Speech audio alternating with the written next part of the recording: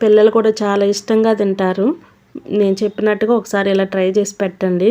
చాలా healthy and టేస్టీగా ఉంటాయి క్యారెట్ రసం. Welcome to mumps cooking channel.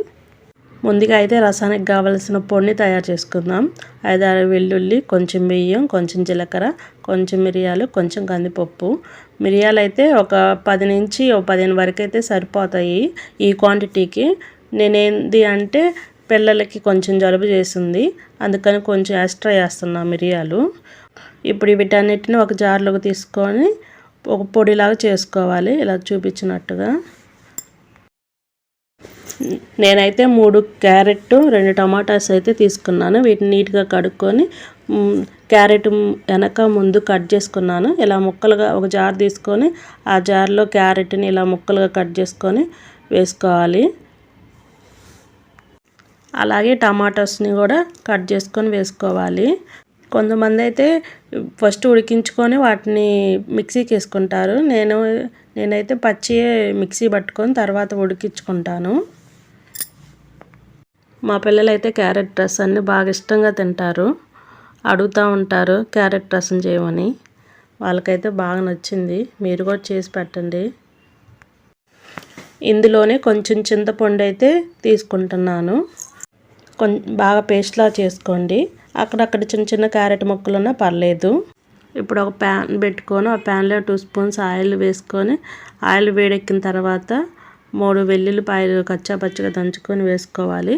కొంచెం మెంతులు, కొంచెం మినపప్పు, కొంచెం ఆవాలు, కొంచెం జీలకర్ర, 2-3 ఎండుమిర్చి, కొంచెం కరివేపాకు వేసుకొని పోపుని ఇలా వేయించుకున్న తర్వాత ఇప్పుడు మిక్సీ పట్టుకున్న క్యారెట్ టమాటా పేస్ట్ని వేసుకొని ఒకసారి బాగా కలుపుకోవాలి.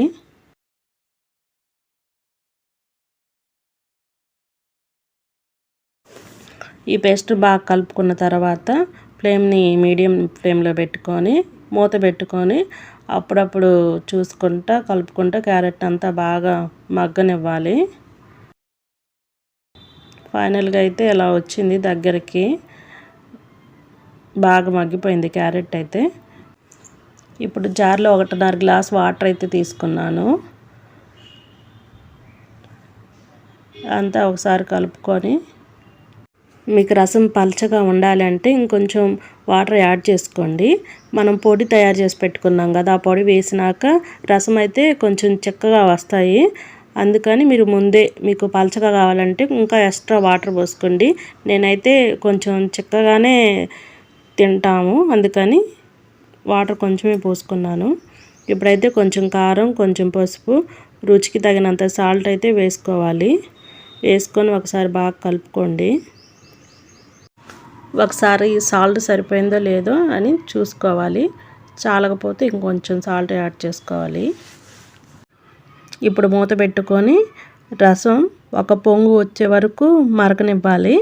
ఒక పొంగు రాగానే మూత తీసుకొని ముందుగా ప్రిపేర్ చేసి పెట్టుకున్న పొడిని అయితే వేసుకోవాలి. వేసుకొని ఒకసారి బాగా కలపండి.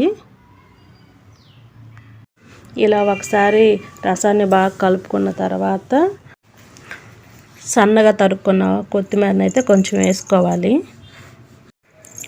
మళ్ళీ ఒకసారి మూత పెట్టుకొని 1 నిమిషం రసాన్ని అయితే మరగనివ్వండి. 1 నిమిషం తర్వాత మూత తీసి ఒకసారి రసాన్ని బాగా కలుపుకోవాలి. కలుపుకొని స్టవ్ ఆఫ్ చేయటమేనండి. అంతేనండి, క్యారెట్ రసం అయితే రెడీ. మీరు కూడా ఇలా ఒకసారి ట్రై చేసి పిల్లలకైతే పెట్టండి. చాలా హెల్దీ అండ్ టేస్టీగా ఉంటాయి. మీకు ఈ వీడియో నచ్చినట్టయితే like, share, comment and subscribe to mumps cooking channel. Thank you for watching.